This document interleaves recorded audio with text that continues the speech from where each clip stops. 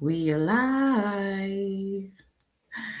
Good evening, everybody, and welcome to another episode of Street Etiquette Live, brought to you by Educate the Citizens International Organization, ETCIO for short. My name is Chagozia Madindu, founder, CEO, lead volunteer, Educate the Citizens, and our Street Etiquette lives are just a space for us to have like real life conversations. So this is us taking etiquette to the streets and having those conversations that would not ordinarily have, you know, in certain spaces. This is us being very audacious about the kinds of conversations we're having.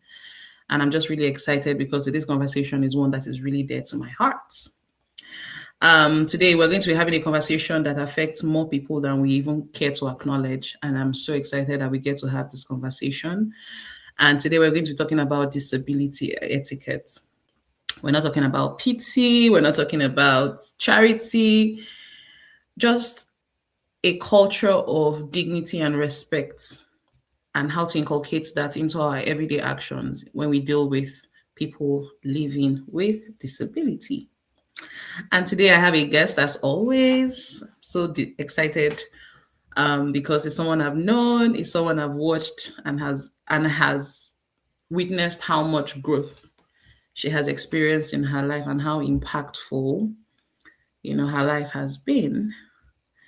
And without much ado, I just want to introduce our guest today. Her name is Mrs. Mary Victor-Magaji. Yay! I was going to say, Mary, are you ready? Because I'm about to read your amazing biography.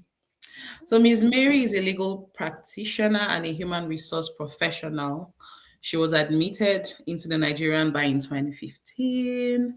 She's a graduate of Loyola Jesuit College, Abuja, and holds an LLB from Babcock University, where I met her like 2,000 years ago. 2,000 years.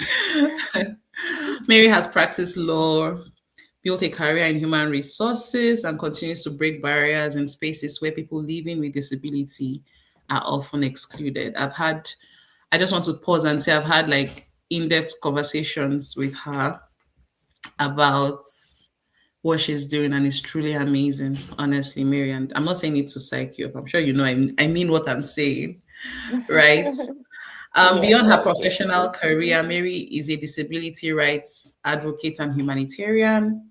She serves as the global secretary of the Network of Women with Disabilities and sits on several advisory boards, contributing to both national and international conversations around access to justice, employment, education, and inclusion for persons living with disabilities. Mrs. Victor-Magaji is also a co-founder of the Mavic Impact Foundation, where she leads advocacy efforts aimed at improving the lives of women, youth, children, and persons living with disability, not just through conversations, but through actions. Mary lives with visual impairment, a part of her story that informs her advocacy, but also defines the limits of, and does not define, rather, the limits of her life. She joins us this afternoon, depending on where you're joining from, not only as a person living with disability, but as a lawyer, an advocate, and a leader, and a voice for inclusion. And this is, for me, something I'm just really excited about, because I feel like in our heads, especially in the Nigerian space, inclusion is something we want to, see happening, but it's not common. Like, we're not when it comes to practice, we don't see that inclusion, happening practically. So Mrs. Mary, we're super honored to have you join us. Thank you for joining today's Street Etiquette conversation. Thank you for having me. Thank you. Awesome. Thank you. Such an honor to be here. The honor is ours, Mama. If you're joining us, please feel free to drop your city and country where you're joining from. Just let us know where you're joining from and help us to welcome our guests. clap for her, send her love, just love upon our guests today. So today I'm just going to start with a few ground rules, not necessarily rules, but just yeah, things that will guide our conversation today. This is a learning space, not a judging space. So please feel free. Don't imagine that anything you ask is stupid. Just ask it, right? Because we're all learning. And also feel free to comment on other people's comments. Just be very respectful in your language and tone, because we're really all about etiquette, and we're very big on character and how we support each other, how we make comments about each other. Okay. Before we talk about etiquette today, Mary, Yeah. um, I think I'll just like to talk a little bit. I would like to maybe allow you just freestyle, like tell us about Mary. Like, who is Mary Omoyeme Magaji? Who is she? Victor From Musa. Magaji. Just I tell am us a not. little bit about who you are, what your motivations are, your inspiration. Like, who is this Okay. person behind the screen? All right. So, as rightly said, my name is Mary Omoyeme Victor-Magaji. Mm-hmm. Um, Formerly Mary Omoyeme Musa. That's the one I'm more popularly known by. I lost my sight at the age of 7 due to an extremely traumatic accident. Um, you know, occasioned by a very close relative. That um, now caused my disability, my visual impairment, and that was when I was age 7. That was in year 2000. So I had to start a new life. Started growing through, you know, different stages of my life with this new acquired disability. Went to school. First of all, changed school, went to a rehabilitative school, then went to, you know, a non special school, quote and unquote. And then from there to, yeah, because in Loyola, we were never more than 2 people at once that had a disability. And then from there, went on to Babcock, where I was the first visually impaired that they ever even had, you know. And then from there to law school, and then, started my career as a lawyer, and then found passion in industrial law and employment law, and, just kind of just did a bend. I call it a bend because it's not an absolute deviation to human resources. And then I started building my career in human resources almost 8 years ago now. And yeah, now I work in Niger Delta Bar Holding Company, but all that is just a career. My real calling is disability advocacy. And I started a foundation 2 years ago. We started one actually almost 7 years ago, but then we just created it officially 2 years ago. And there at the Mavic Impact Foundation, we basically just advocate, for the rights of persons with disabilities, children, youth, women, you know. We are very passionate about, improved standards of living for persons with disabilities across all levels. We are conscious about the human rights um, the human rights of persons with disabilities. So we move from the charity model, and we move away from the medical model, and we move away even from the religious model, and we apply strictly the human rights based model when we're treating cases of persons with disabilities. And so far, we have been doing this for 8 years unofficially, 2 years officially. And well, God has been helping us with the little Amazing. works that we do. Yeah, basically. Interesting. I heard you intentionally, highlighting the kinds of models you use. Mm-hmm. in is there a reason why you're sticking with the Oh, human rights sure. approach? Oh, sure. Yeah, because the society that we are in Mm, Nigeria, we have gone through, um, or shall I say, we have applied a multi-pronged approach to disability matters. mm, And we have kind of evolved from different, well, I won't even say it's a full evolution, because there's still some people that are still in certain models that are already outdated and obsolete, mm, based on, yeah, global practices and all that. But usually the first model is always for Nigeria, has mm, always been the religious model, where you yeah. think disability is something that needs to be healed, that needs to be prophesied against, that needs to be addressed from a very spiritual level. And it will shock you to know, maybe, that there was a time that disability was viewed as a punishment from the gods culturally. And so Mm, if a child, yeah, was born with a disability, they would usually just, kill the child. mm, And yeah, that practice went on in Nigeria for a very long time, until civilization started coming in. And then we moved from that to the charity, medical first model, where we now started looking at disability as some kind of medical problem mm, that always needed to be fixed. So if it couldn't get fixed, then when you try to fix something and you're not able to fix it, what do? You just abandon it. So that was the mm, model that yeah. we now went through.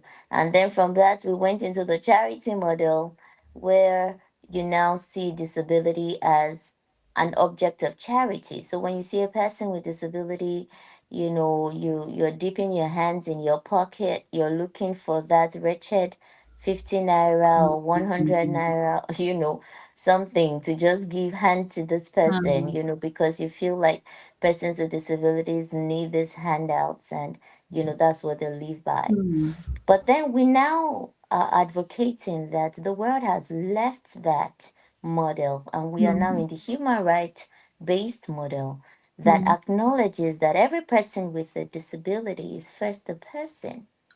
And absolutely. if they are, or if we are persons, it means that we have inalienable rights. So those rights have to be respected, Mm, and applied when you're dealing with us individually, right? So thankfully, we have the UN Convention on the Rights of Persons with Disabilities. Nigeria mm, is a signatory. Nigeria has ratified it, and that's a very potent legal instrument mm, from which we drew our current Disability Act that we have now in Nigeria. It was passed into law in 2019, and then a 5-year moratorium was given, which expired early 2023. And quote unquote, grace is over. So implementation is supposed to have started fully. But you and I can now be the judge of how far, that has been mm, altogether for 2 years now. You can look at the streets and tell how inclusive the transportation system has been. You can look into politics and see how inclusive our political, atmosphere has been. You yeah. can look even into family life and see how easy it is for anyone to either get married to a person with disability, or for a person with disability to even get married, to someone without a disability. So the issues are variegated, but that's where we are. Wow. I think just hearing you talk about the different models and people's approaches, like I can Mm, relate. And I'm not even relating as a saint. I'm relating as, oh my mhm, God, I can see how much even I have had to mhm. evolve. For us to be Yeah. having a conversation where we have to remind ourselves that people living with disability are human beings Mm-hmm. is a shift. Mm-hmm. I'm shocked to acknowledge. Like at what Mm-hmm. point did we even get to the point of imagine, like, what did we think they were? Why are we even having a conversation Right. where we have to?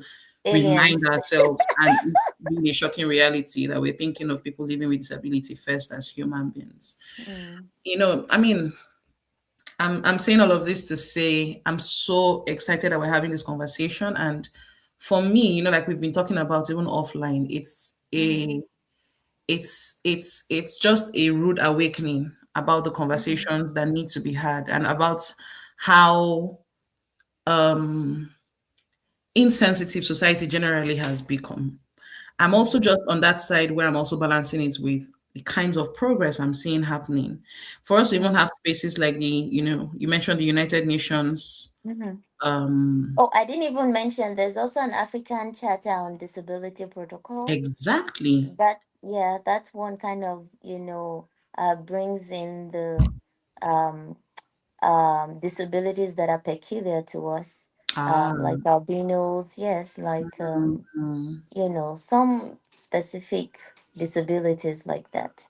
that's specific Yes. to Africans. To Africans, yes, So yes. I think for me that's it. Like it's like, oh yeah, you're looking at how inhuman and inhumane humanity has Mm, become, but you're just encouraged also on the other hand by the kinds of actions that have been taking place, over a period of time. And for us mm-hmm, it might be a slow journey, because I feel like in other developed countries like, the US where I am, mm-hmm, I see mm-hmm. a lot of inclusivity in how their Yeah, buildings yeah, are absolutely. designed, in the design of the city, in the kinds of laws that there are, how they prioritize people living with disability. And, even in schools, I'm saying that these people started way before us. And if you look at Mm, how far they've gone, you might be discouraged. But I also just mm, feel like it might be a very slow growth process for us. mm-hmm, But I mean, for me, slowly but steadily going to happen. And mm-hmm. I'm just excited that we know one person who is, contributing, one person at a time, or one voice at a time, just one story That's at a it. time. Yeah. Yeah, yeah, yeah. Amazing. Amazing. I think my second question will just be a follow-up on all that you said. Mm-hmm, From your introduction and even some of the conversations we've had so far, you keep mentioning people living with disability. You just also mentioned that there are some that are peculiar to Africans. And I think my next mm-hmm. question would be, who is a person living with disability? Oh, I'm this just is a afraid very of that answer. Let important. me tell you, I'm afraid of that answer because I feel like it's so broad, and I might just become, I just come under I that. like that consciousness. The fact that you are already wondering what the answer will be. And I think it's also because of where you are, Yeah. because disability keeps evolving. Yeah. And okay, let me just even start by first defining. So when we say people with disabilities, Mm-hmm. you have been saying people living with disabilities. I should Mm. probably correct that, Hmm. because the correct terminology is persons with disabilities or people Yeah. with disabilities. So Okay. that living there Mm-hmm. usually would mean that that disability is a terminal disease, because you say Mm. someone is living with HIV and AIDS, Mm. someone is living with cancer, someone is Yeah. living with but disability is not necessarily a terminal disease. Hmm. So we usually say, from the UN to the African protocol, and even Nigeria now has adopted it, we usually say persons or people or individuals or any category you want to say with disability. So the living is out of the Awesome. phrase. Yeah. So Awesome. Thank you. a person with disability is a person who has a long term physical or sensory or intellectual impairment that kind of hinders their day to day full participation in life. And this Hmm. is because of the barriers that the society has created. So the key word is the barriers. Hmm. So the barriers are what now amplifies or even um, inhibits that person with disability from living normal lives, like, their counterparts without disability. So that's why when we advocate, we say that disability is amplified by the interaction, of that person with disability with the Yeah. barriers that the society has created. And what are these barriers? These barriers could either be infrastructural or attitudinal Hmm. or systemic. So infrastructural is usually the ramps, the buildings that are Mm-hmm. inaccessible, Mm-hmm. and all that. I'm sorry, I heard my baby crying, so that's why I paused it a little bit. He caught my attention. Yeah. So infrastructure, I would usually talk about the buildings that are inaccessible, the roads that are inaccessible and all that. And then we talk about attitudinal barriers. Attitudinal Hmm. barriers are usually from social interactions. So, how does the society perceive persons with disabilities? I Hmm. had a training with some media, representatives organized by the Global Civilization for Stability, something, something. I can't remember the full this thing, but it's Hmm. GCIS. And I was talking to all this media personnel, and I said, look, you guys are the mirrors of the society. You Hmm. guys amplify the perception, you Yeah. know. Yeah. You guys present to the society how things should be perceived. And so, if you continually project disability as an object of sympathy, as an object of even ridicule, Hmm. then the society will continue to think that there is nothing to expect from someone who has a disability other than to hand them, some change or Yeah. a hair, just expect a Absolutely. very low life, from someone just because they have a disability. So that those are the attitudinal barriers. A friend was telling me during the COVID how that she had her own pack of this thing we were using, nose masks, Hmm. during the COVID. She went to the bank and she had her own packs. She was sitting on her wheelchair, so her pack was just on her leg. And she was, because the bank was not accessible, she had to stay outside while her husband went in to help her with the Oh my God. transactions. So while she Hmm. was waiting outside, somebody was supposed to get into the bank, but the person did not have their nose mask. And so the person was denied. And she was watching from where she sat. And she called the person's attention and was handing the person, the nose mask. And the person just came and was like, oh, thank you, God bless you. And then brought out 200 naira and just threw at her laps. Like, Oh. Oh and God. this is a Oh wow. woman that I'm telling you, she's a global voice. This is a Wow. woman that, yes, that Wow. goes to the White House. She's very involved in global policy development. And this Hmm. this yeah person, I like to say, just threw 200 naira on her laps. Because just because she was sitting on a wheelchair. Yeah. And this woman has been to places that that person has probably never smelt, Yeah. in his entire life. So these are the attitudinal barriers I'm talking about, or when Hmm. a person with disability wants to get married and you start hearing, oh, how are they going to give birth? Oh, how are Hmm. they going to, all of these very funny questions. I remember when I acquired my own disability and I started growing. There was a time I met some of my friends then, who were with me before I, lost my sight and all that. When I acquired my disability and I came back home from school on holiday, I remember one of them asking me, so how do you eat? How do you know your mouth? How do you know Please, when what to are the eat? answers to these questions? How did you answer them? I'm just curious. So I just told them, I said, close your eyes and try to eat. And then if you carry your food and put it on your head, then I know that you are the one with the disability here. Those kind of questions. Someone said, oh, how do you take your bath? Do you take your bath? Is it? In fact, even after I got married, though, I met someone at a very high level event, asking me. Is it your husband that takes a bath for you? And this okay, let me just tell you simply, this was in Villa. This Wow. event we're having was in the Villa. And someone was Wow. asking me, so you can imagine someone's asking me that kind of question. So is it your husband that takes a bath for, how did you give birth? You know, that, Wow.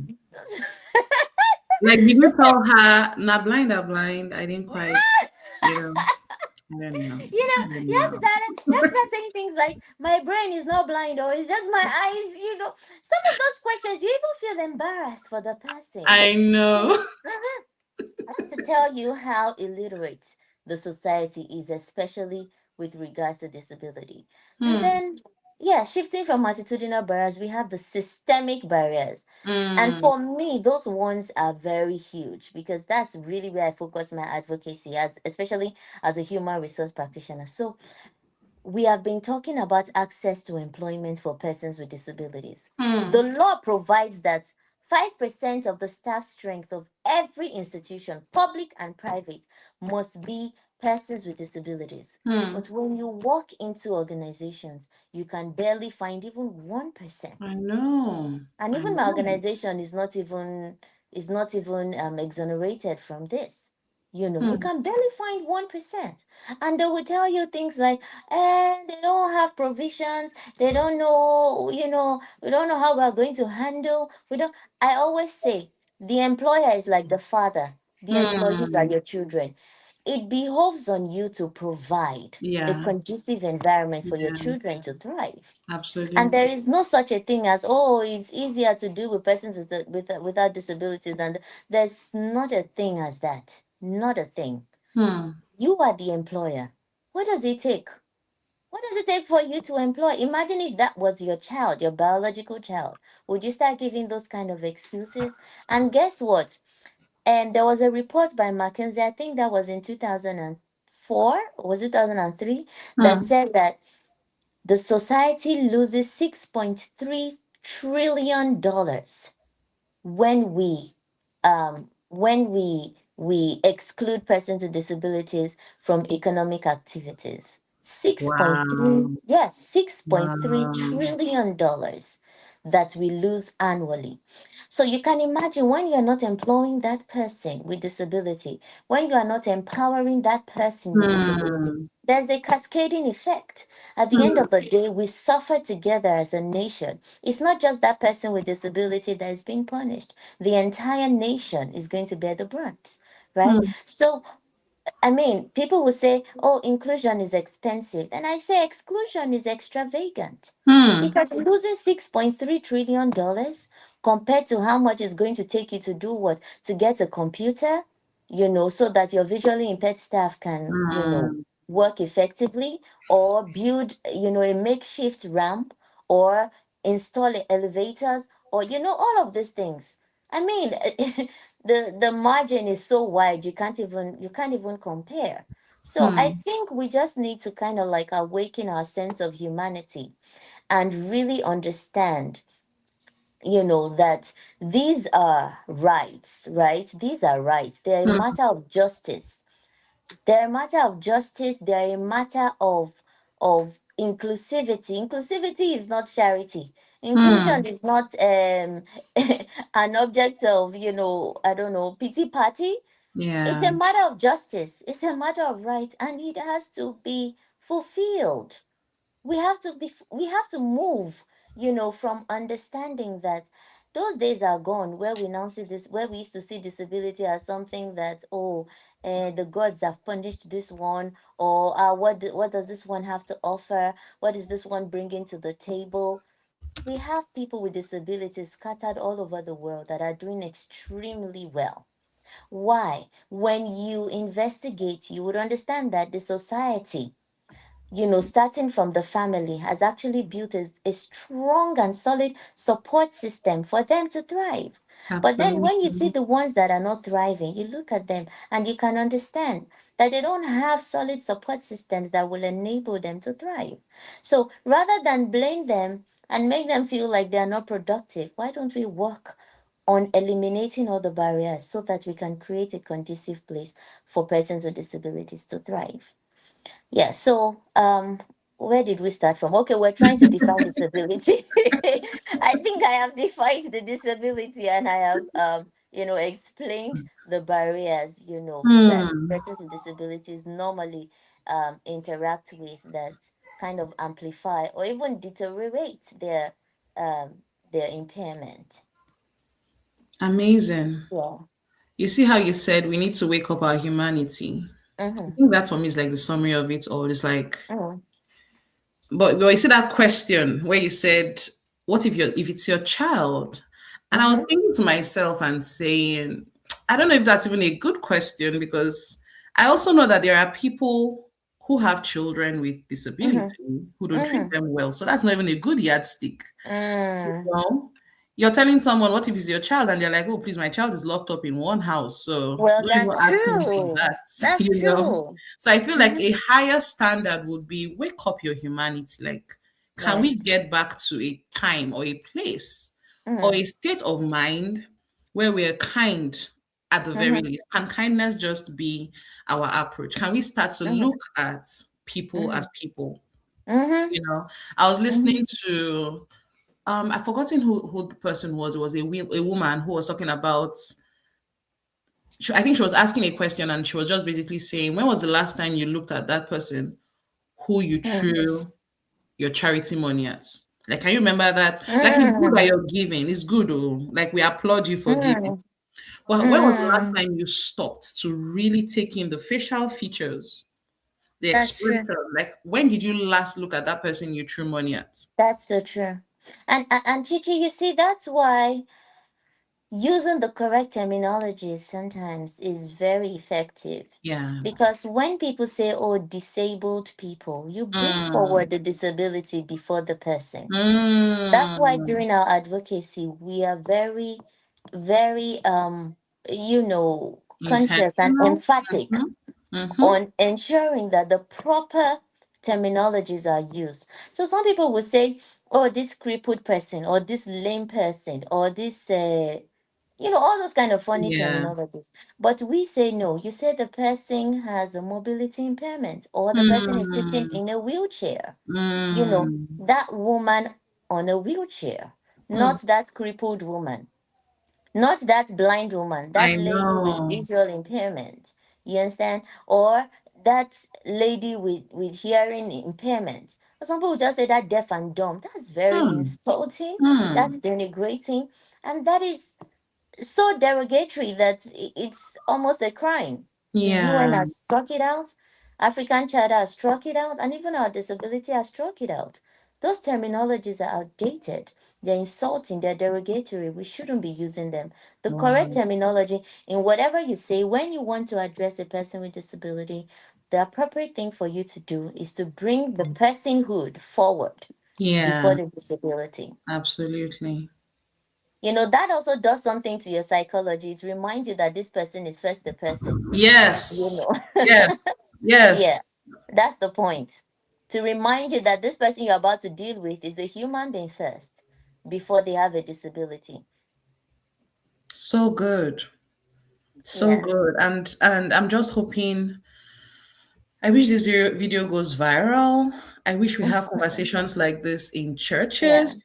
I want us to have conversations like this in mosques. I want us to sit down with Mhm. ourselves, call our Mhm. esophagus, like one of my mentors would say, and our intestines, and have those blunt conversations with ourselves. Right.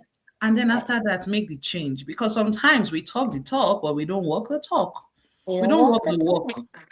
You know, Absolutely. I want to see a Nigeria specifically, or an Mhm. African continent that Mhm. is doing better with people living with disabilities. I want to see Mhm. an etiquette move, a character Mhm. shift, a mind shift.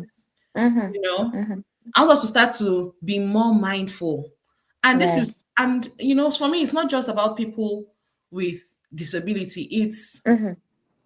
human being to human being first. Let's even start at that Mhm. level. Mhm. Just a Mhm. kinder set of human beings, a Mhm. kinder world for me is where we want to get to, even as an organization. And that's why for us, character is our strategy.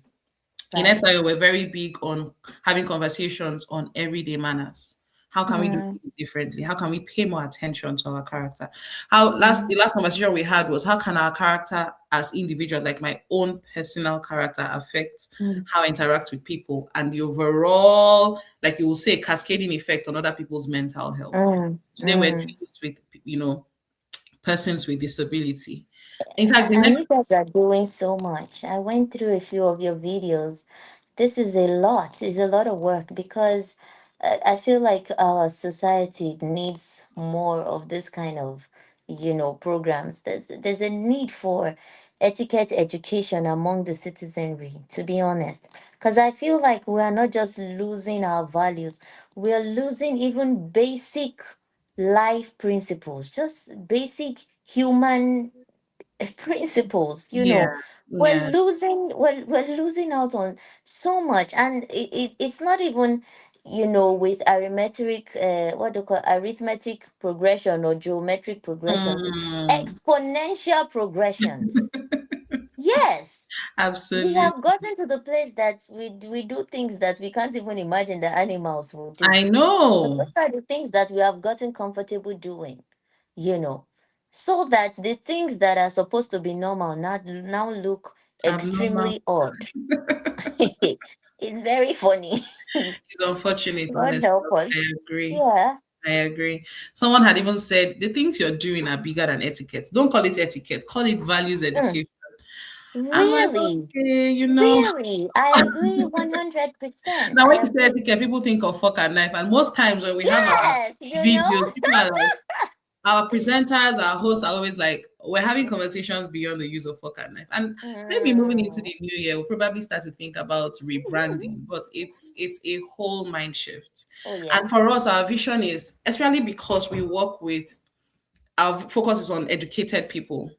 Our Mm, focus is on implementing social skills programs to augment the current educational architecture mm, such that there is an easy transition between classroom and career. mm. Because as I'm here now, Adaptability. for instance, Yeah. and I'm discussing with my Western counterparts here, Mary, Mm, mm. not seeing where there no way we don't know.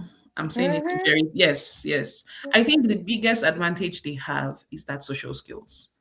Nigerians Right. are smart. Nigerians are like easily Mm, we get into spaces and we literally suck up air. And I'm not saying that lightly. that's true. I Yeah. just feel like if we can get it right with our social skills, if we can Mm-hmm.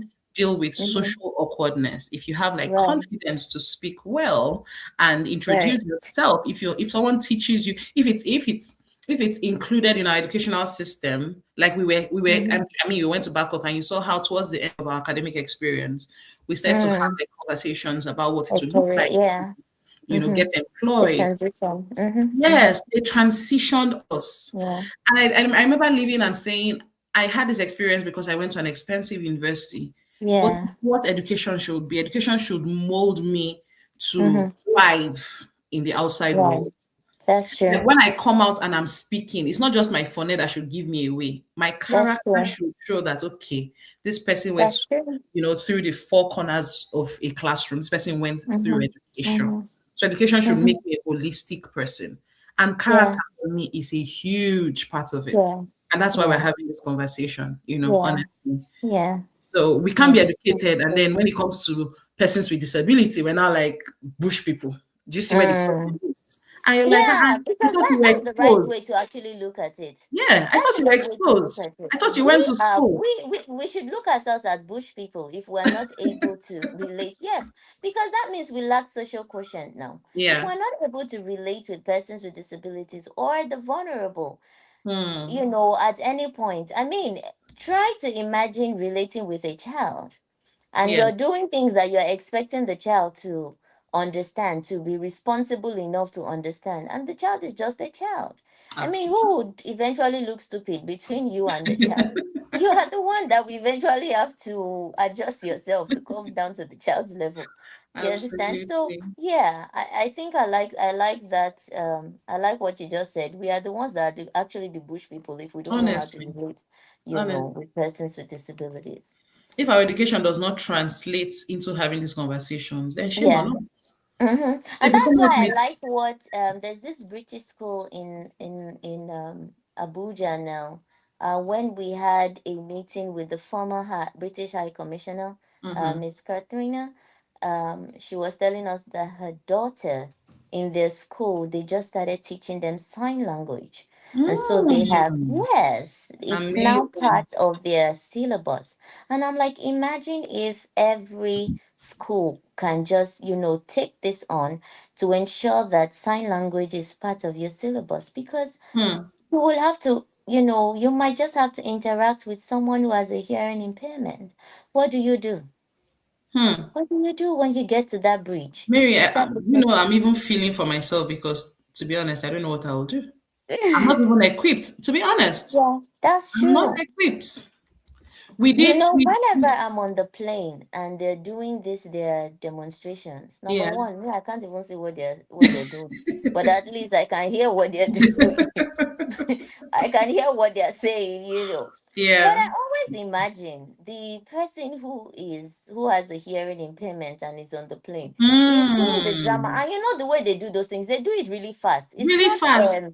Even for those exactly. of us who have eyes and ears, sometimes we Oh, it's not struggle to something you catch up. can just grasp all at Yep. once. I keep Yep. imagining if someone with a hearing impairment is here, how would this person even know? And this is supposed to be a core thing because this is safety we are talking about. Yeah. It's a matter of life we're talking about, and there's no inclusion.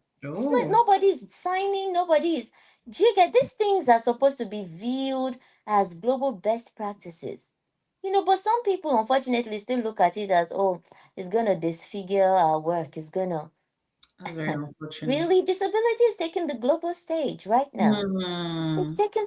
I'm very serious. When you have global conversations, a lot of projects going on right now in Nigeria, there must be a disability element. If Hmm. not, even at the global level, sometimes they don't even approve of your Hmm. work because there what's that sustainable leave no one behind, including persons Hmm. with disabilities.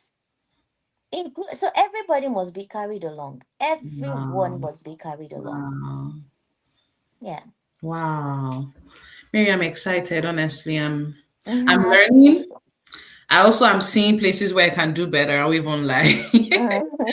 But again, that's why we have these hard conversations. That's why we're calling our whole body, spirit, soul, and body, and we're having conversations like this. Eh, It's going to be uncomfortable. It's mm, going to be that kind of conversation that someone will finish and everybody will be like, awkward. It's okay. Let's just have it. mhm, Then mhm, go and sit with yourself and say, what can I do differently? mhm. But I think my next, and I think you're doing so good because I had like questions you already answered. Because I was going to ask you about Questions. misconceptions in Nigeria, but I feel like you've already Okay. answered them. Like, what are some of the misconceptions about disability that you've Oh, experienced? there's still many more. There's still many more. So, some people think that persons with disabilities don't even have anything meaningful to contribute. Yeah. So even when they are employed, for instance, they are it's a tokenistic endeavor. Mm, So mm, what that means is it's just superficial. It's just, let's just bring the person in. Let them just sit down. Uh, I call it, I call it a coded CSR. hmm. Because what you're doing, you're not engaging the person, but you're paying the person salary. That's CSR now. You're Charity. just doing it as per you're dashing the person. Let's just take this person in so that they will not Yeah. say we Yeah. did not employ. But that's not inclusion. Inclusion means that person must be employed and engaged. Hmm. But because we still view disability from this myopic lens where we think, oh, they don't really have much to offer, or they're just too complex to be understood, or this or that, we start making excuses.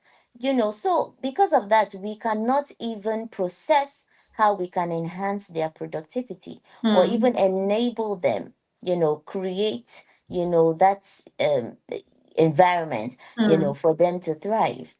So they think they can't contribute much. That's one. Another misconception is they think that, oh, persons with disabilities have a disease or they're contagious. And I know this sounds very ridiculous and stupid, but Yeah. I've been in this job advocacy work for over a decade, and I see it. Some Hmm. people actually think that disability is contagious. So if I interact with persons with disability, I'm going to acquire a disability. Hey, Wow. that's just ridiculous. Because, Wow. like I said earlier, it's not a terminal disease, Yeah. you know. And then another misconception, shall I say now, is that people think disability is something that is so far fetched. But I keep Hmm. saying disability is just an accident away. Hmm. People can acquire disability at any point in their life, any Hmm. point.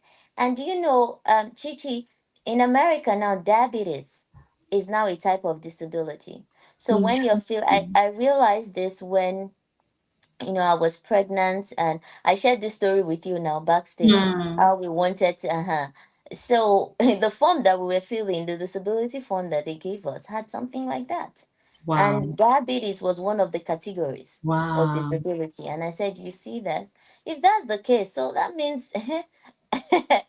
All maybe of us 50, now. over Many of 50% of us. Nigerians have a disability. Wow. Do you understand? And then even age could cause disability, because Yeah. some people, yeah, as they age, for some reasons they end up on a wheelchair.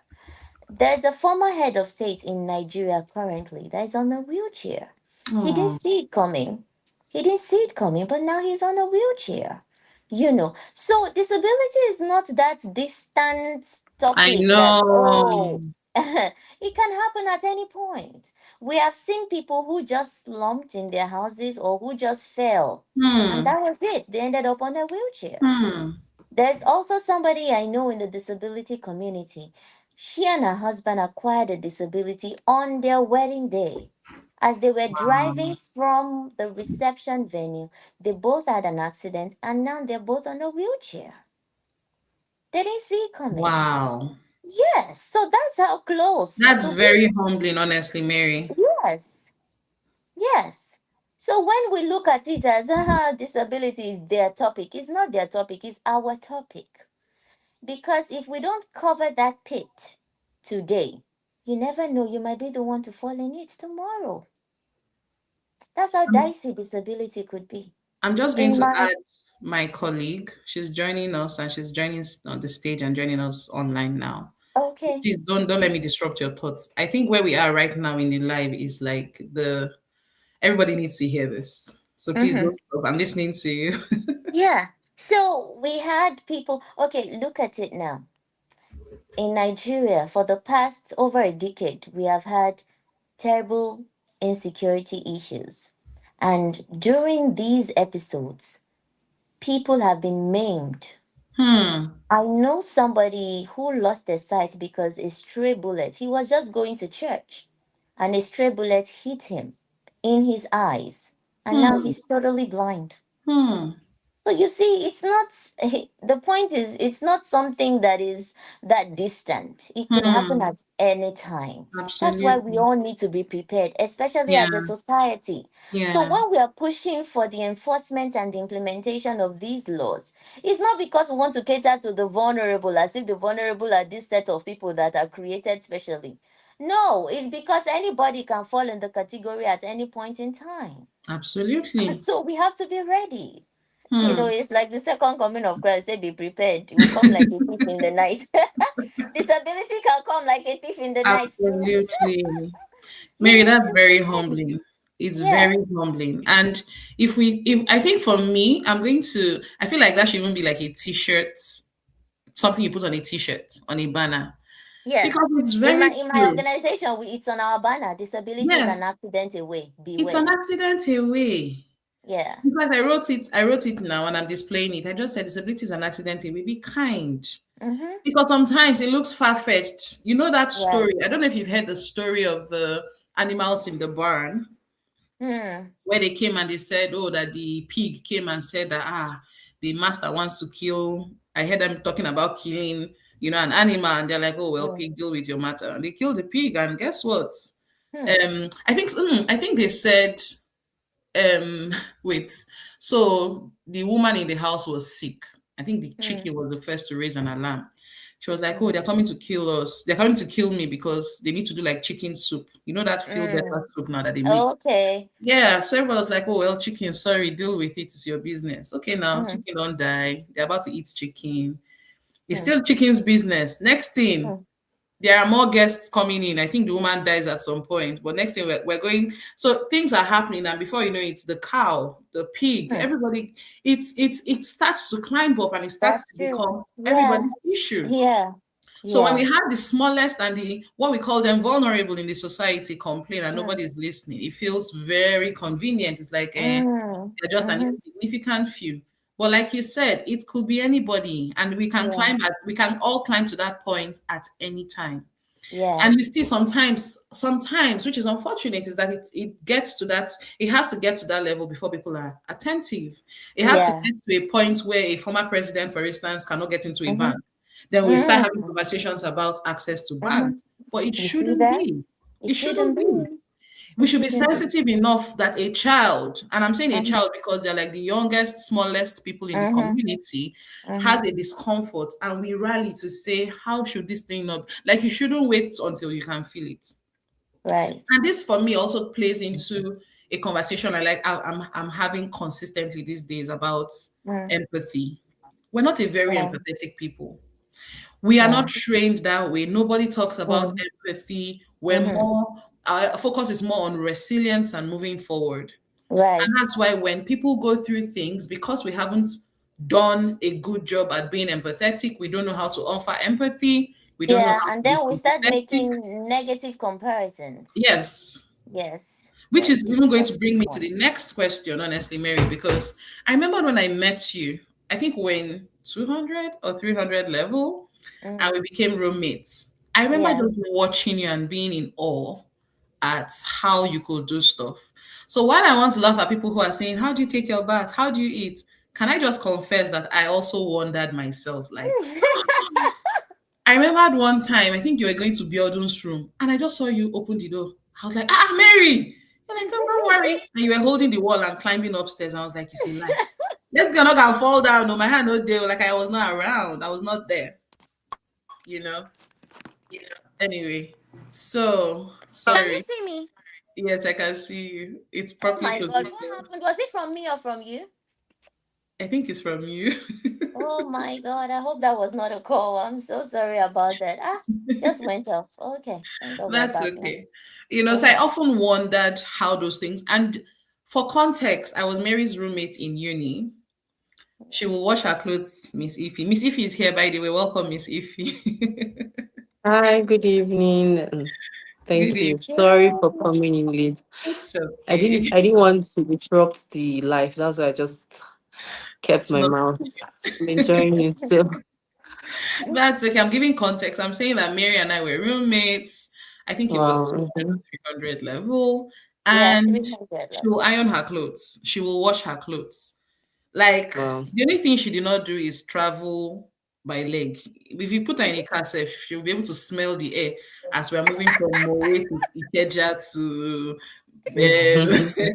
honestly, and Oh I think my I was Lord. just amazed at how self-sufficient she was. And I guess my question is, what informed what how did you become that independent? And I'm saying this because of the reality of what we see, right? People are very much dependent on family, or it's Mm. not common. Can we just be honest? It's not very common to see someone who is very self-sufficient. I see it here. I see people walk around here blind by Mm. themselves. And that's because there's advanced technology. I have people Yeah. whose walking sticks don't even look like walking sticks. They look cool. Like I'm like, Yeah. can I have one of that Yeah. thing? You know? They're talking walking stick now. Exactly. Like they're moving really fast. Some people are Yeah. running to classes and they're blind. I'm like, oh my God, you know? So Yeah. here is a bit different. But I'm saying for our Nigerian setting, how did you become so independent? Maybe I watched you do Braille in Mm. class, and I also watched you use your computer to type like really fast, plug your Mm. ears, and it was amazing to watch. Mm. So So, first of all, I think it all starts with the family because the family is the smallest unit, and every person with disability mm, came from a family. Mm. So my family didn't always have the answers, but they never stopped loving me. Hmm. And that might sound very basic because you're like, is it all your family? But when you do the kind of work that I do, you will Hmm. know that your family loving you as a person with disability, unfortunately, is a big deal. Wow. Because there are many families where they disempower that person with disability even before the person faces the larger society. So the Chai. person is already facing Mm. discrimination right from the house. So how can the confidence be Definitely. built? The confidence is already shattered before you can even be thought of. So there my family played a great role in building that Mm. confidence in me, in building that esteem in me and that independence and making me know that I'm just as able as my counterparts, and that whatever happened,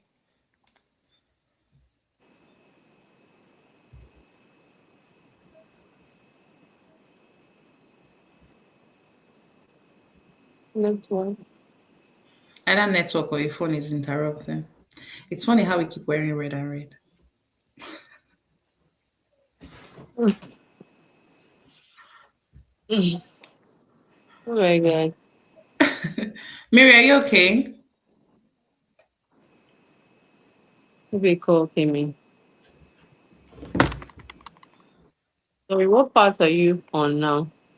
We're still. So I just skipped because as she's talking and because we're just freestyling, we've answered a ton of the A questions. lot of it, I can Yeah. imagine.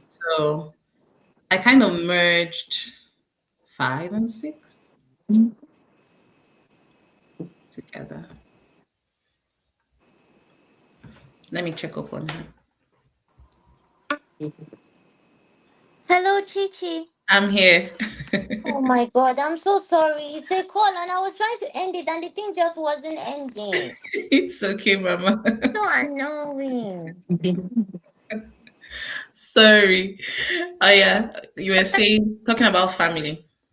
Well positioned. Hmm? Am I still well positioned? Yes, you're well positioned now. Okay. All right. Great.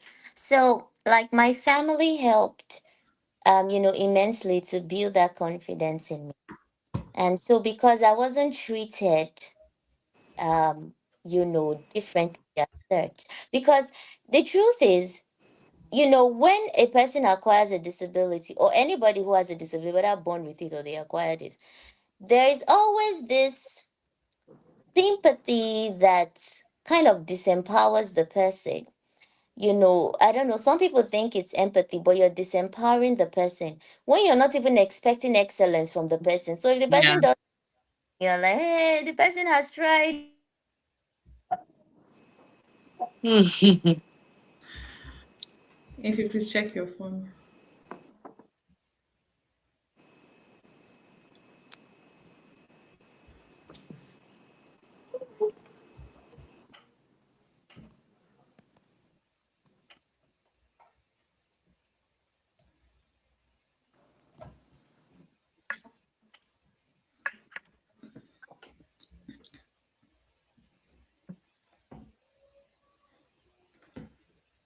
While we're waiting for Mary to come back, I think this question is going to be thrown to our audience.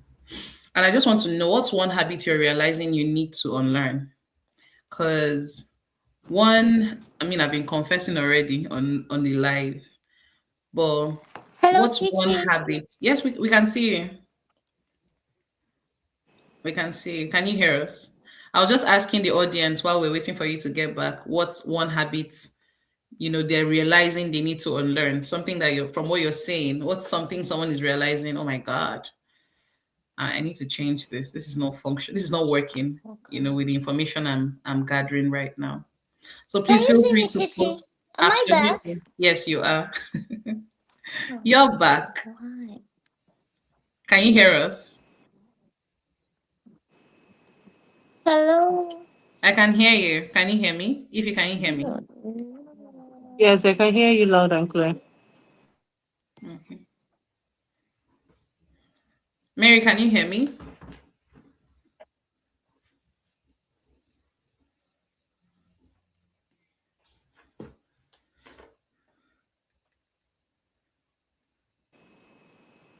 Mary, can you hear me? Okay. So if you're just joining us, we're having a conversation with a lawyer and a disability advocate, Mary, Victor-Magaji, and it's just been an amazing conversation so far. We're gradually getting to the tail end of our life, but there's so much to learn, absolutely so much to learn. So if you're just joining, we would have like a replay on our live on our YouTube channel once we're done.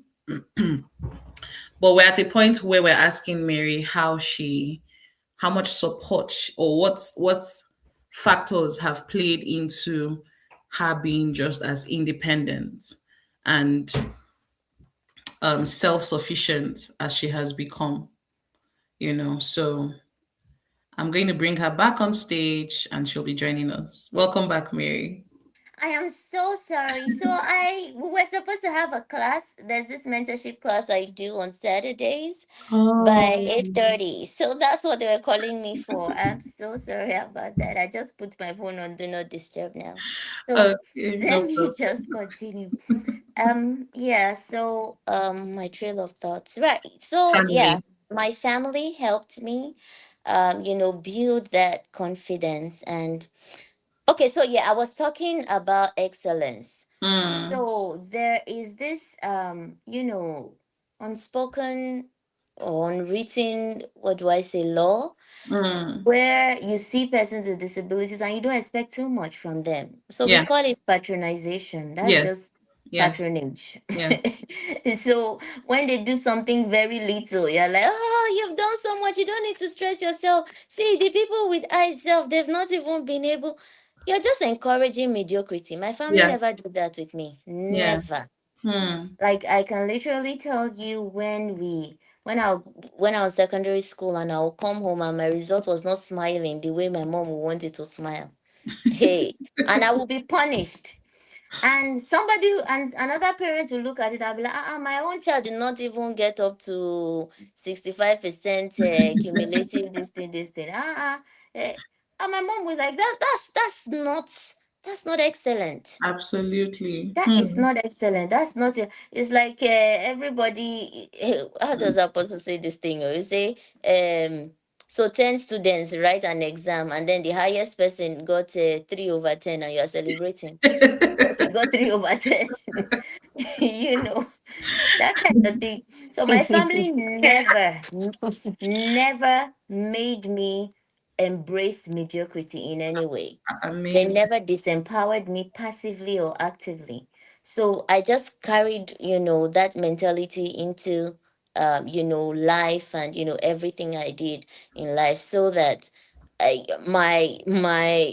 never compared myself, growing up with persons with disabilities, my counterpart, my fellow persons with disabilities, you Hmm. know.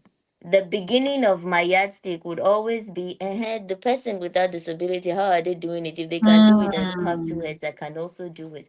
So that Hmm. was like, one of the drivers for me when I was growing up. And then, just comparing myself with persons without disabilities and just doing things, I think that was really what helped me to build that independence very early on in life. And I must tell you, independence is gold for persons with Hmm. disabilities because you see all these things that happen when we talk about exclusion in the transport system, culturally, politically, educationally, all of this kind of exclusions.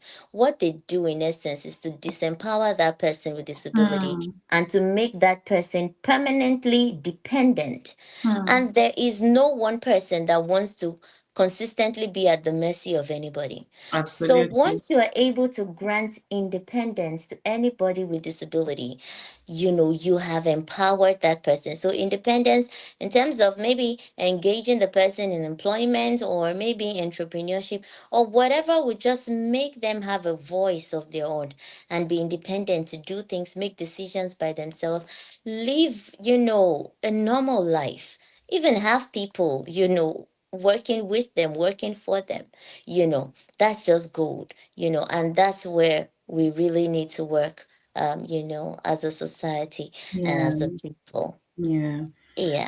And in my head, I'm saying they might be slow at getting there. They might need assistance, but Mm, I hear you say Mm. adjust your schedules or your mm-hmm, systems or your mm-hmm, processes such mm-hmm, that they have independence. Give them mm-hmm, time to be, mm-hmm. what they need to be or where they need to be, and that's Right. very key. Because And at this, off stage, I mhm. heard us talking a lot about comparisons, even Yes, with I was people with just going to come disability and there. people without disability. Sometimes Yes. our impatience is because of comparison. Mm-hmm. Mm-hmm. True. Mm-hmm. You were going So to say something. yes, you'd hear even, I remember when I started my job at Niger Delta Power Holding Company. And, because of the kind of place it is and all that, it was also their very first time taking in someone, with a disability. And there was a lady, I'm not sure she meant ill, but Mm-hmm. that was just the best way she could say it. But the best way was a very terrible way. And Hmm. she just said, this your own disability, your own is visual impairment. If it was somebody on a wheelchair now, we Hmm. have ramps, we have elevators, but your own is different. Hmm. But that is one Hmm. wrong, that the society often Mm. does. You don't compare disabilities. There's no one Yeah. disability that is better than the other. No Hmm. one. Mm. It's just a matter of understanding the complexities that come with each disability. There's no one that is better than the other. So that's one, I don't know, will I call that one other misconception again, or Hmm. one misinterpretation of disability, you know. So another thing is people don't respect the autonomy of persons with disabilities. So when we understand you want to help us, you want to assist us, you are odd and all that, but when you come, you don't just throw your help at somebody. You have to ask. So that's what we call respecting their autonomy. Some people will not even ask you. They don't even know if you need help at that point. So you are standing. They don't know whether you're waiting for somebody. They just push you aside. They say, Mm. no, come to this place. This place is safer for you. Auntie, I'm okay where I'm standing. Mm. I'm standing here for a reason. Do you understand? Mm. I'm standing here for a Yes, reason. ma'am. I know why I'm here. Don't just throw your help. You should ask. Ask first. And when you're approaching somebody with a disability, don't come and be saying, guess who is this? Who is this? Do you know who this is? I think it's one very bad etiquette. Very, very, very, very Hmm. terrible. And we do it a lot and we think we're having fun.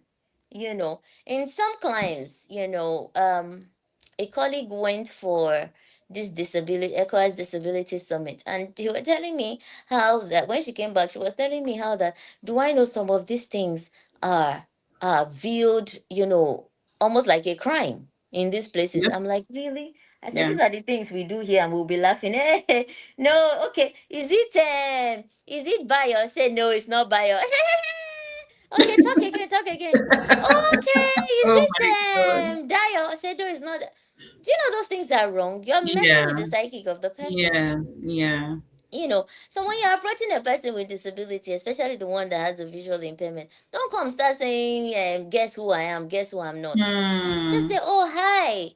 This is Mary. This is Mary, and I'm coming Yeah. close to you. How are you doing? Do you need help? You know, not guess who I am. After they finish guessing, after they've taken like 10 minutes to guess who you are, then you just throw your help at them. I mean, these are just things that we need to learn as a people. I think another thing will be this correcting thing. So we always say during our advocacy that you should connect before you correct. People Hmm. will just want to correct you.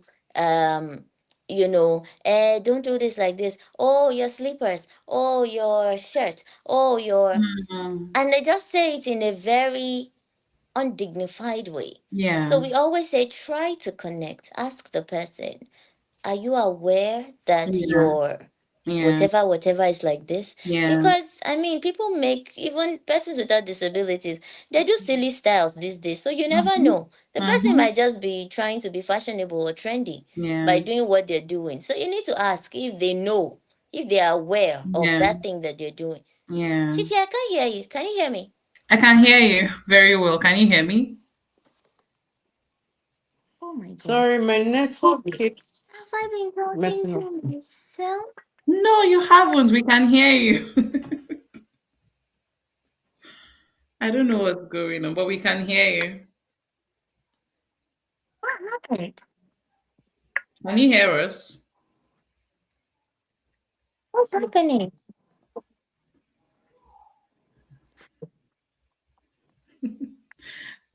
Mary, can you hear us? We can hear you.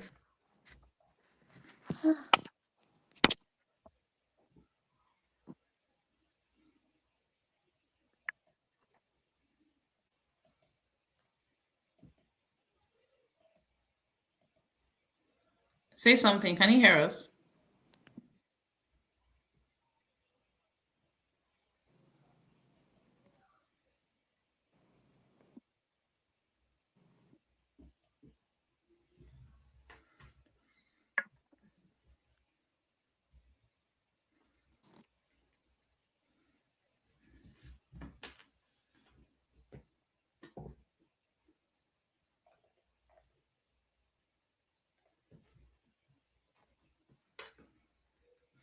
We can hear her very well.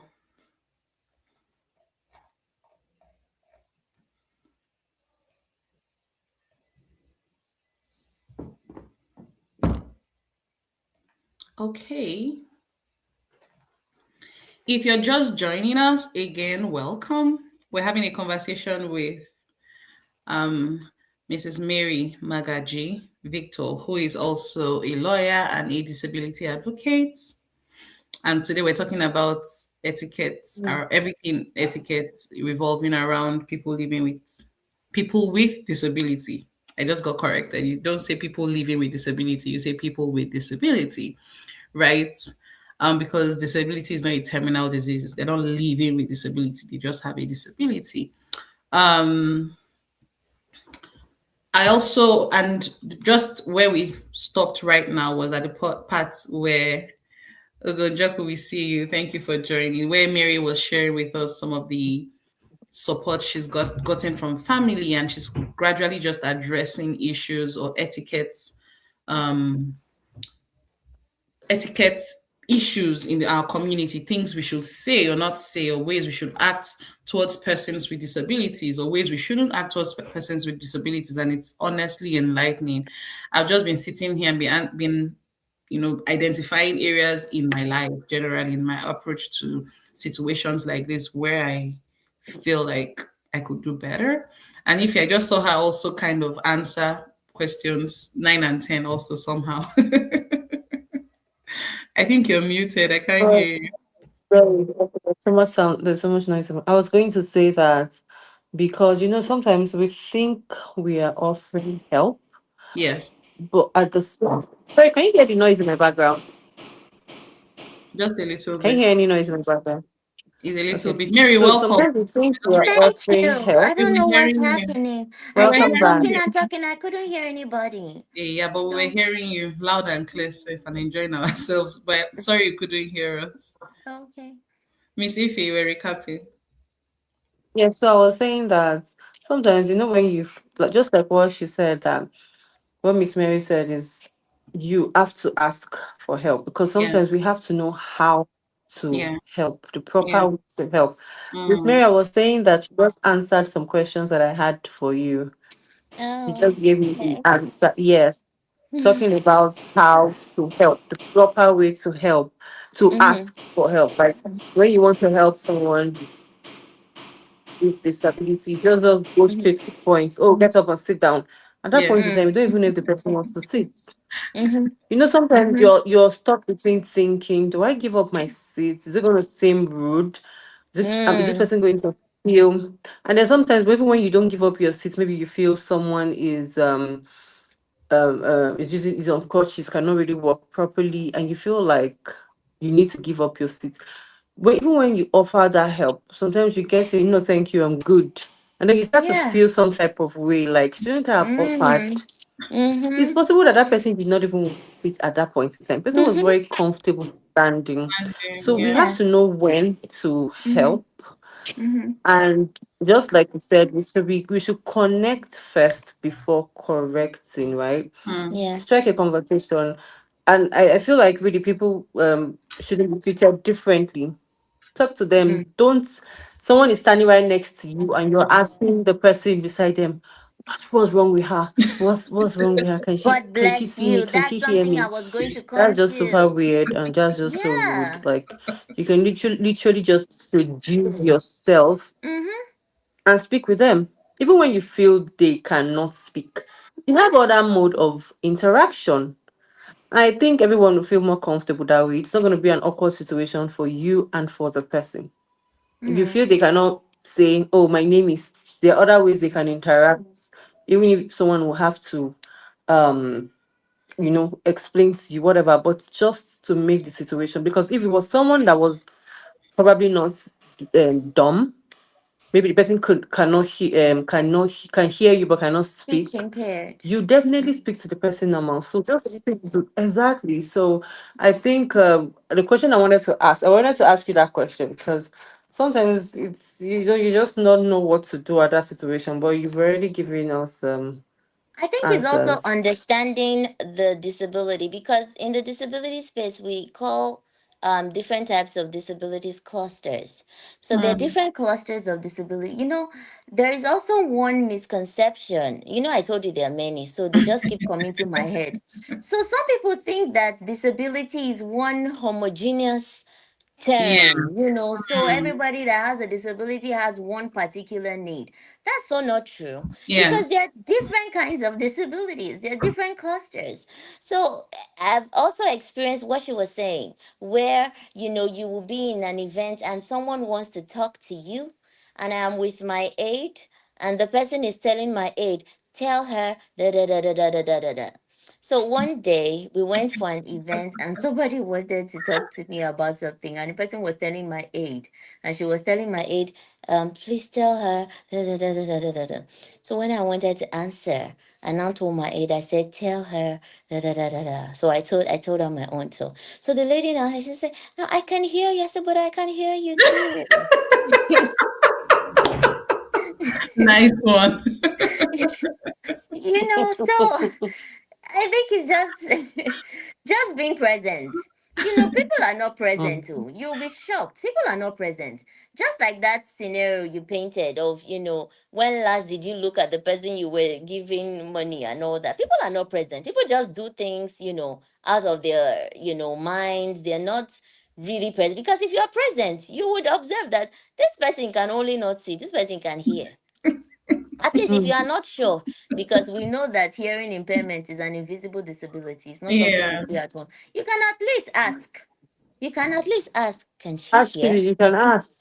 Yes, can she Find hear? out proper inquiry. Yes, Yeah. yes, she can hear. And then you now talk. Which one is Go telling my on, yeah, aide that go is ahead. beside me to tell me? It's just ridiculous.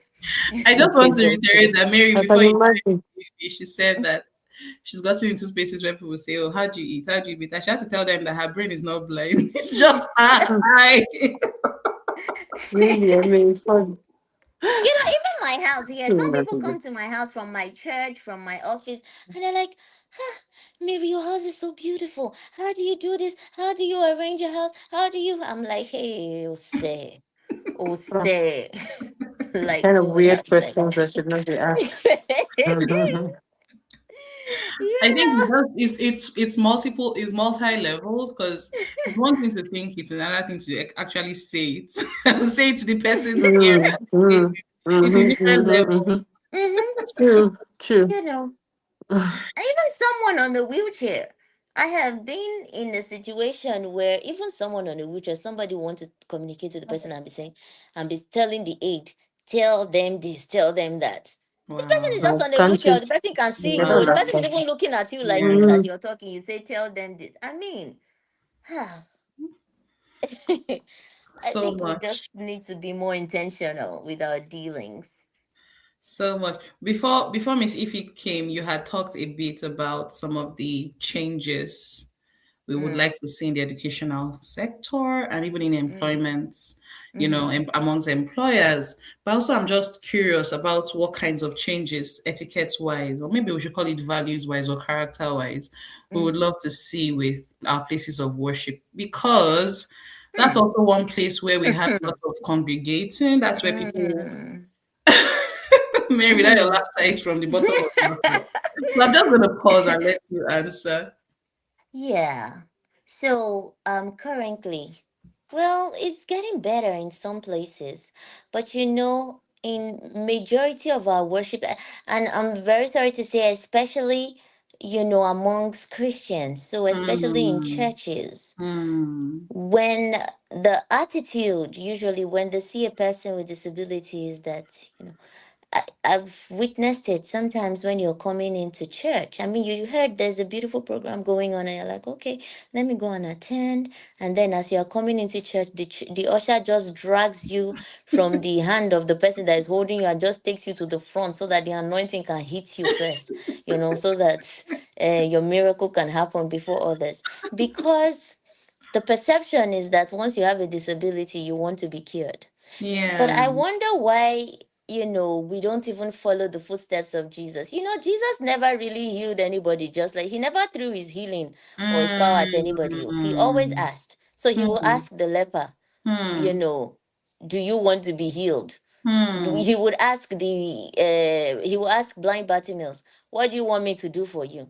He will always ask. But I don't know why in our churches these days, the ushers, the pastors, they just throw their healing at you.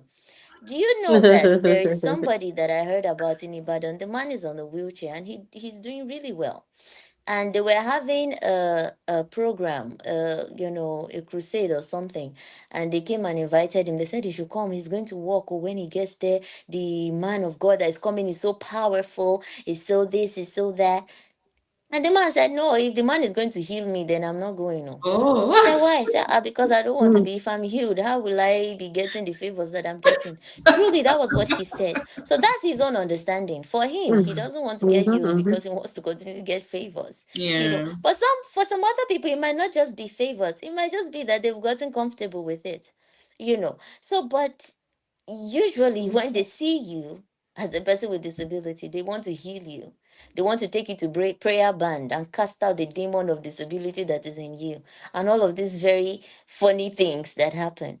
So, but why can't we just imagine that a person with disability has come to learn the word? You Hmm. know, Apostle Paul in the Bible, and I'm using the Bible because I'm a Christian. I don't know what happens in the Quran and in the mosques. Apostle Paul in the Bible had something, we don't know what it was, but there was something he battled with. And he Hmm. said he was asking God to take it away, but God said he wasn't going to take it away. But instead, he was going to give him sufficient grace to deal with that thing. Hmm. There's some denominations, like the Seventh-day Adventists, they believe that Apostle Paul was blind. Hmm.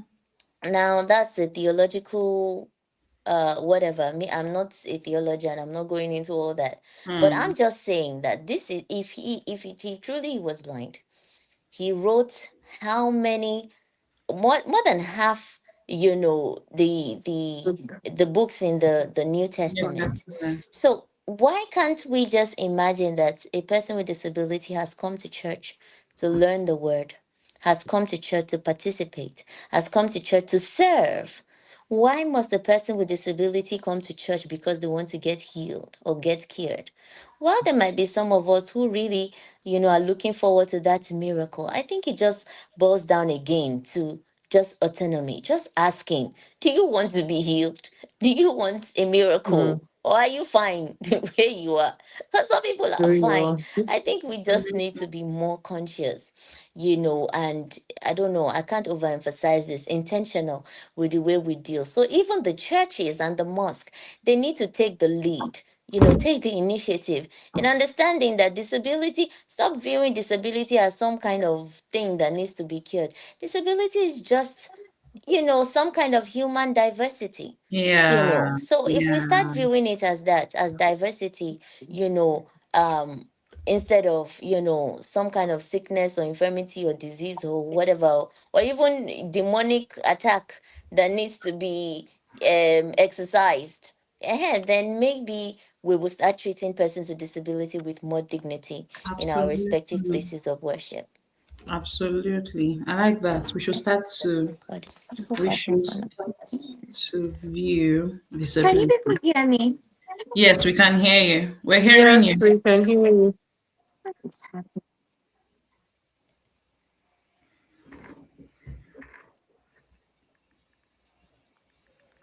I don't know if you can hear me. I can't hear anything. Hmm. We can hear you loud and clear. Yeah, we're hearing you very well. I like what she just said. We should start to view disability as a kind of human diversity. I was having a conversation with Mm. some people recently, and they were talking about people who are neurodivergent and people who are, they call them neurotypical. So, like, what are you guys Mm. talking about? Anyway, neurodivergent people are like people who see things differently, like autistic people Differently. on a spectrum. And then they were Mm-hmm. like, there are neurotypical people who see things normally. And I started to ask questions like, what's normal? No. What's normal? Mm. Because I feel like, I'm sure, Miss Ify, thank God you were here when we talked about, like mental health being on a spectrum. I feel like we all have some form of divergence. And that's why even as children belonging to the same parents, you have quarrels. It's because you see things differently. Someone has a very strict sense of right and wrong, for instance. Someone is a sucker for rules. Someone couldn't care less. They're just like, let's just get the work done. I don't care for the means to the end. Like, let us just get the work done. Do you see? So I feel like because our DNAs are different Mm. and because we're different people, even twins have like very unique characteristics and general inner configurations. I don't think two people see things the same way. So in my office, for instance, one of the things we're very big on is, let me just tell her to join again. Mm.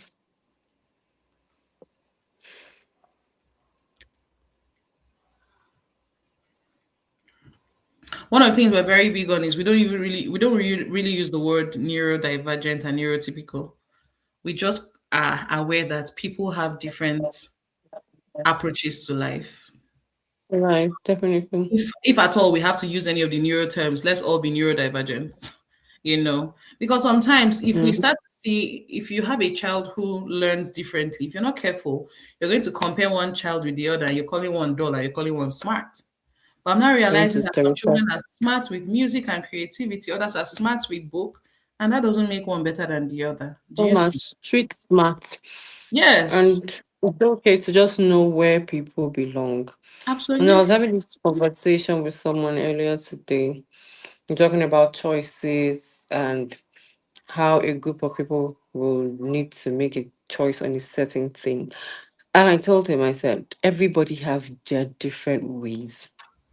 We can have the same picture right here. And Okay. we can have three pictures, and the way I'll view picture A is different from how you will view picture B, how the other person is going to view picture C. To me, picture A might just be perfect. To Mm-hmm. you, picture B is the best. So Mm-hmm. really, Mm-hmm. everyone is different. So I Mm-hmm. think we should really embrace the fact that people should just be allowed to be who they want to be, like in their Absolutely. spaces. Understand people and know that this is how this person is. Embrace it. It's not every time that you see something different and you are just feeling like this Wanting is to not fix normal. it. Yes, this is not normal. And we're Making no. very good at doing that in our society. When you see a Yeah. Mm-hmm. different thing, it just feels like, no, no, no, this one, something has to be wrong with this Yeah. thing. How Yeah. about you just treat it like, oh, hi, like every other thing? You don't have to make it feel so Mm-hmm. out of place. Accept it. So I think I was just talking to someone about it. So yeah, I think that's just is something that we should start getting used to in our society today. Absolutely. I'm coming. I want us to be mindful of her time because she's in nursing Okay, I'm mom. coming. Oh So wow. if he's just Okay. going to ask the last question and Gigi. then, can you hear us, Okay. Mary? Um. Can Gigi hear me? Yes. Oh, it's Okay. happening here. Okay, we Okay. can hear you. Okay. All right. Can you hear me? Yes, yes, Can yes. you hear me? Okay. So I Yes. wanted to ask you one last question, if you don't mind. So I wanted to Mm-hmm. say, what is one policy or systemic change that will make the biggest difference if properly implemented? In Nigeria, especially. Mm. With regards to disability, I Mm-hmm. guess. Mm-hmm. Yeah. Yeah. Um, Please. well, if it's about policy, Chichi, to be honest, we have beautiful policies. Hmm. we have this Disability Act. Have you gone through it? And Mm-mm. even right now, on the International Disability Day, I was privileged to be at the what's it called, the program that the First Lady, um Her Excellency Senator Oluremi Tinubu, organized Mm. for to mark the Disability Day. And then we launched the Disability Act for the FCT. Hmm. So now the FCT now has its own disability law or act. Mm-hmm. Do you understand? Yeah. So I mean this, and then the FCT is going to have its own disability agency. So I'm saying that they're just, we have very beautiful laws. So I don't think our problem is in the laws, oh, because if you go through that Disability Act, if we're able to implement everything in that act, the Hmm. society will be a lot more inclusive than it is. So for me, I would say the biggest challenge we are faced with is implementation. Hmm. So I think we should start working towards implementing the provisions of the law. For instance, the law provides for accessible transportation. There's nothing like that.